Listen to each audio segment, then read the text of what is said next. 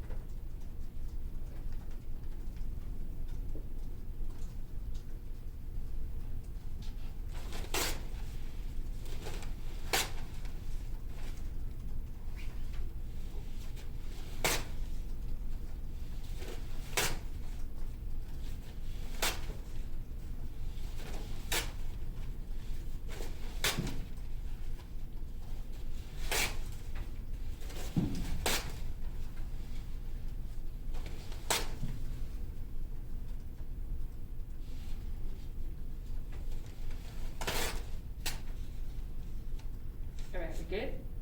You done? Thumbs up if you're done. Okay, no. Thumbs down if you're not done. Okay.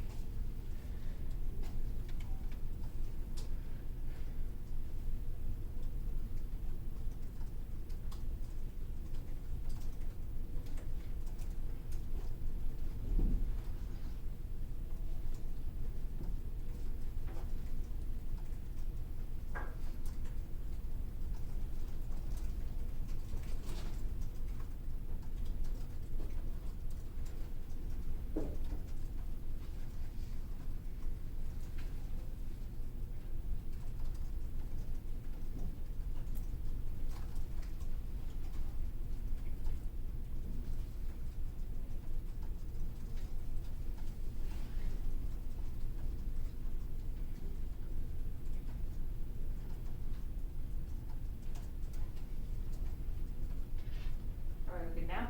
Okay. So, first one, what kind of speech is I? Pronoun, good, that's a good one. Okay, what about, what a witness? Verb, right, and it ends with ED, so that doesn't mean it's always a verb, but it's a good indicator if like a past tense verb, right? Events?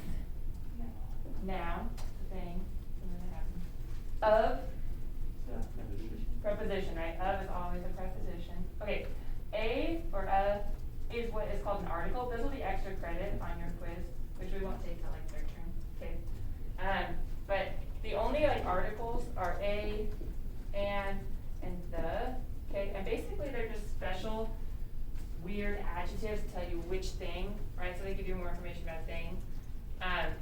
So on your like quiz, if you come up to an a, and, or the, you put article, you get a +1 point, which could be helpful if you struggle with other parts of speech, right?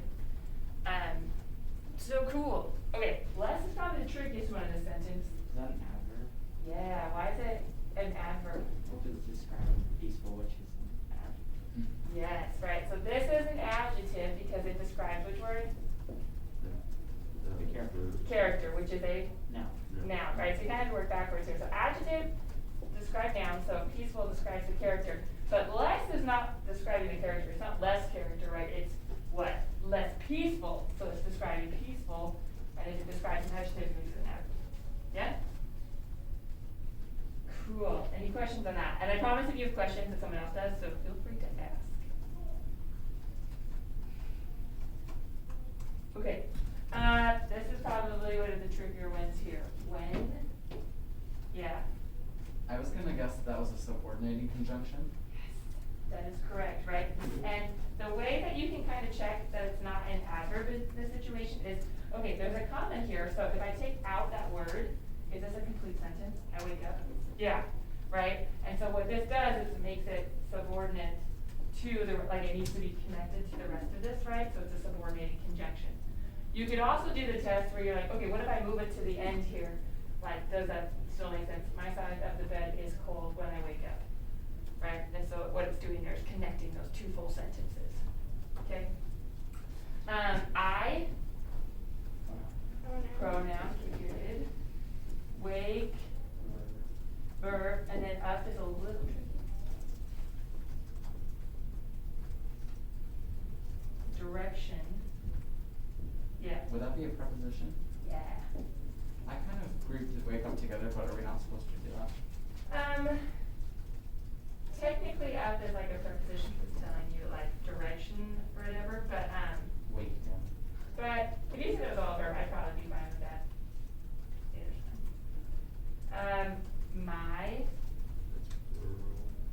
Yeah, pronoun, right? And it's like it's a possessive pronoun, right? So if you were to put adjective. The pronoun is probably a better answer for that. Side, noun. It's kind of a weird thing to think of, but that is a thing, like the side of a bed. Of preposition. The article, right? We just, that's an extra credit word. Bed. Noun. Cool. Is. Verb, right? Some of those weird verbs, so just memorize those weird verbs, okay? And then cold. Noun. Not a noun. Adjective. Adjective. Why is that an adjective? Because it's describing the bed. It's describing the bed, or you could even say like the side of the bed, right? So, cool. Questions on those? Okay, cool. We'll just keep reviewing at the beginning of each class period so you get more and more familiar, and you'll feel good when we take this in a few weeks. Okay, so you should have finished Romeo and Juliet over the break. Woohoo! So pull out your packets. We're going to go over any questions you can find answers to from Acts 4 and Acts 5.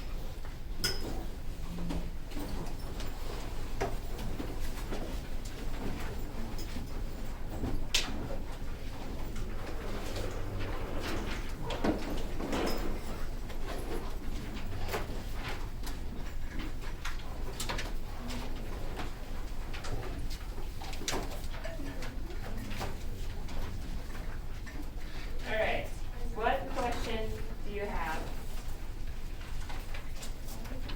I don't know where it is.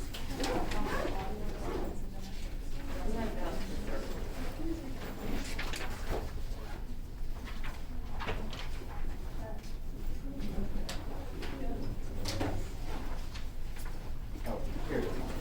Okay, so in Act 4, Scene 2, Okay. Act 4, Scene 2. question number 2. Okay. Why do you think the wedding day gets pushed from Thursday to Wednesday? Okay, what do you guys think? So, Juliet agrees to marry Paris, and originally it was set for Thursday, but Lord Capulet pushes to get it to move earlier to Wednesday. Why do you think that is? Yeah. So Juliet doesn't get a chance to back out. Yeah, right. She was already like on the fence. She was like, well, let's do it earlier so you don't get freaked out. Like, so that she won't back out, right? He doesn't want her to change her mind. Other questions you can find answers to?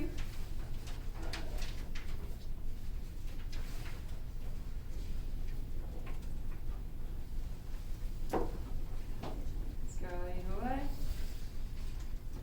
Going. Okay.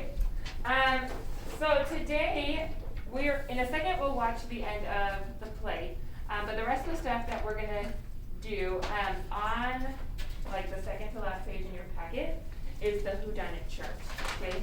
And yours is smaller than this. But what you're gonna do when we get done, we're gonna do an in-class essay a week from today, so next Tuesday.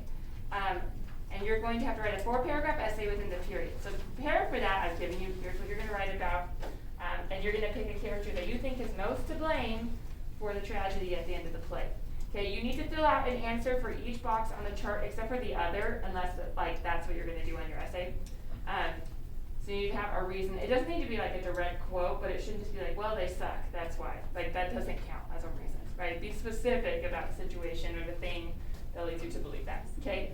But then on the one that you're gonna choose to write your essay on, like you think this person is most to blame, I would put down the quotes that you're gonna use in your essay to talk about as evidence, right? Because you need 2 quotes per paragraph, and according to the back, we decided you could do a counterclaim and a body paragraph, or just 2 body paragraphs, right? But you still need 2 quotes in each of those paragraphs, so you'll need 4 quotes, regardless of which option you choose.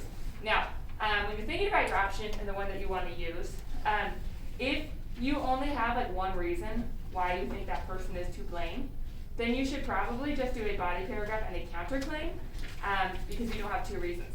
If you've got 2 reasons, then you could split that up into 2 body paragraphs, right? And because your body paragraph should be distinct from each other. So if you can't think of 2 reasons, then you probably need to do a counterclaim and be like, some people think this, but they're wrong, and here's why. Okay? And that's just like a helpful tip, PSA to you. So think about, okay, why is this person to blame? If you can't come up with more than one reason, do the body paragraph counterclaim option, but you still need 4 quotes, right? And then, like, the more you have on here, right, the more thinking you do now, the easier it's gonna be to just bust out that essay on Tuesday. These are, like, I get that they're, like, a little bit stressful, but they're, like, also awesome, because then you're done, right? Yeah. Wait, so you have 4 quotes, right? Yeah. And so could you do, like, if you're doing the counterclaim, would you just put like 2 in your paragraph, like the main paragraph, and then 2 in the counterclaim paragraph? Yeah, and I would probably use like 1 quote to be like, some people think they're to blame because here's this quote that shows that. However, they're wrong because some other quote, right? So I would kind of split those between 1 for the counterclaim and then 1 for your rebuttal. Okay. Yeah, good question. Any other questions on that? Okay, and then on Thursday, I have to like get my days right. Thursday, so next class, you are gonna have the time to work on your like Romeo and Juliet projects, right? We talked about those and how you're going to pick like a theme and reimagine a scene in To Kill a Mockingbird in Romeo and Juliet. My brain is like not online right now. Anyway, from Romeo and Juliet, and again, you can do kind of whatever you want to be creative, but then you're gonna write your reflection, right? And just a reminder that you need to do your individual reflection regardless of whether or not you choose to split up the work with someone, like on the actual project. The reflection needs to be all your own words, all your own, like you did it by yourself. Does that make sense? Okay, if you did your whodunit, like some of my other classes, like I guess got really bored over Christmas break and did their whodunit chart, so you could start working on the Shakespeare 2.0 project, right? If you're not done with your packet, you can do that when we're done, whatever you want. Whatever you need, but the due dates for stuff are the whodunit chart will be due after the essay on Monday, as well as your packet. You need to have that done by Monday, or sorry, by Tuesday for you guys.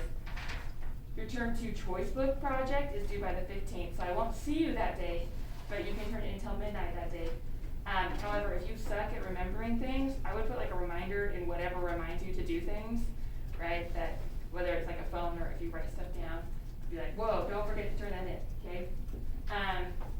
And then Shakespeare 2.0 projects are due a week from Thursday, and they need to be done at the beginning of class because we're going to share them in class. Yes? Wait, what's the choice book project again? Like, what do we do for the project? It's like that 1-page write-up. So you write your like nonfiction or your like historical fiction if you were in I was like remembering it as like an essay or whatever.